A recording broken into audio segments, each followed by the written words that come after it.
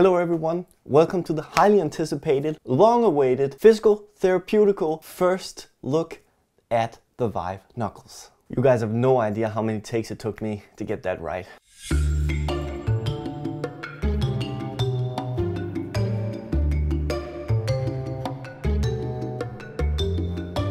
Yes, I have them. They're very nice. And first we're gonna speak about the ergonomics. It works like this. You have the strap here, you put your hand in here, you pull the strap here, and it straps onto your hand. What you can do is, depending on the size of your hand, you can push this lever here. If you have a shorter thumb, you move it up so it actually fits with the capacitive slider here and the joypad or joystick here. Or if you have a smaller hand, you move it down like this, or a longer thumb, move it down like this, and then it fits just like this. Fits in your hand really snugly. You can reach all the buttons, you can reach the capacitive finger scanners here, and you have your system button here, your A button, your B button, and of course this band here is used for the tracking, and it stays on there pretty firmly. That's my first thing about the Vive knuckles, that I love that it's actually strapped to your hand. It gives such an advantage when working with neurological patients, for example, who can't or don't have the finger strength to hold the old Vive controller. You can actually just strap it to their hand, or if they are very spastic in their hands, you can actually, we've experimented some with just strapping it to the wrist, which I think has some awesome applications. It's really a lot like the Oculus controller, besides the fact that there's the strap here, which is awesome. A few notes on build quality. As per usual, everything Valve makes is very well done. Even this developer kit, the plastic is really nice. There's no flex or give anyway. This strap material here feels really good. The elastic here is very nice.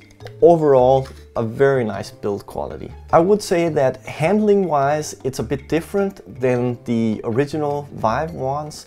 The fact that it's actually strapped on there and you have to get used to you don't drop it if you actually let it go, has a bit of a learning curve.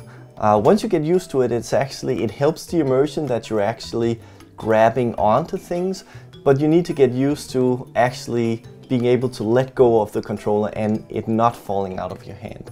But handling wise, otherwise, everything is very nice. You can use the stick to, there's this one thing in the Moondust demo where you drive around like radio controlled cars, and you use the thumbstick here, which is very good. The buttons here are very nice. So handling wise, there is a little learning curve, but once you get over it, it's really nice to work with. The games I've played up until now is the Moondust demo, which showcases all the different capabilities of the Knuckles controller, the finger tracking, the pressure sensitive thing in here, the pinch motion, the joystick here. And I have to say, it's a very well put together demo and really showcases some of the possibilities that this controller has. I have had some questions about if I'd played other games. I do plan in the future to do a little more playing with Space Pirate Trainer, which is my favorite virtual reality game. So I'll definitely give you guys a word on how it's doing. So the general verdict on my first impressions on the Vive controller is that it's very good.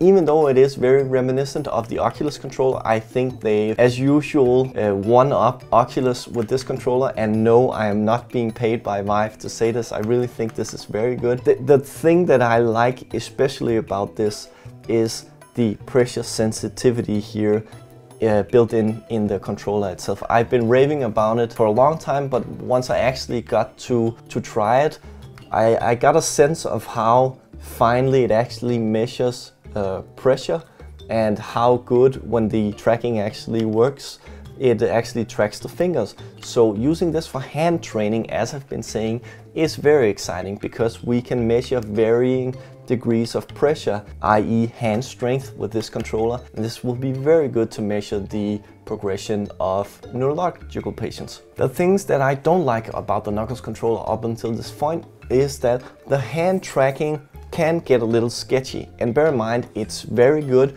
but it's very dependent on where your fingers go.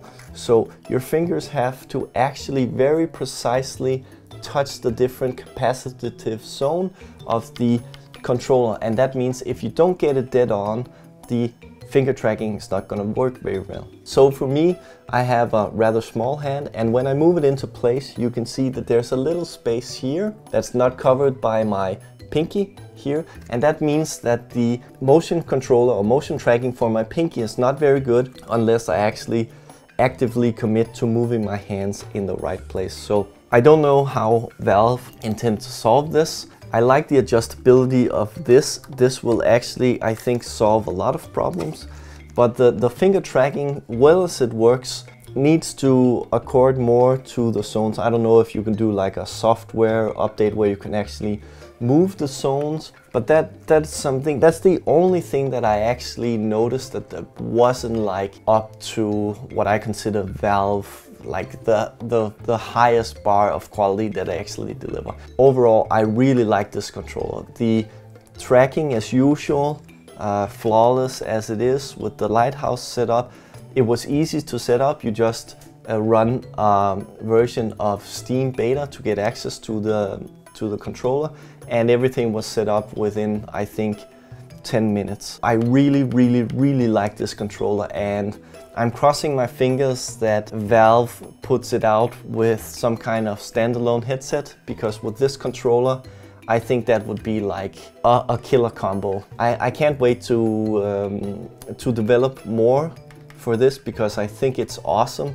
Judging by the reaction from the internet when we posted the teaser, people are really anticipating this, and I think what they're on to here is going to be a game changer for the controllers. So guys, that's it for this time. Don't be afraid to ask questions. I will try to answer as many of them as possible. As per usual, if you're interested in what's going on in physical therapy and virtual reality, don't forget to like our page, subscribe to our YouTube, or go to www.GonioVR.com. Thanks again for watching, you guys.